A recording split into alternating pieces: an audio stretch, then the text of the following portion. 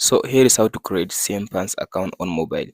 After you open your mobile, go to Play Store or App Store and search for Cnfan and download the application. So after you install the application on your mobile phone, just open the application like this one.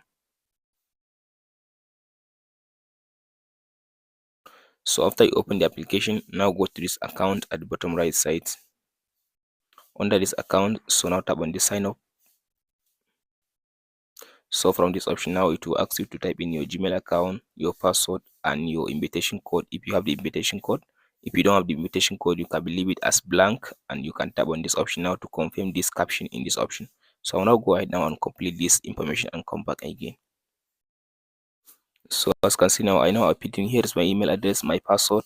I don't have invitation code, I leave it blank and I repeated this code inside this box and I check on this one. Now I'll tap on this register button, it will register your account.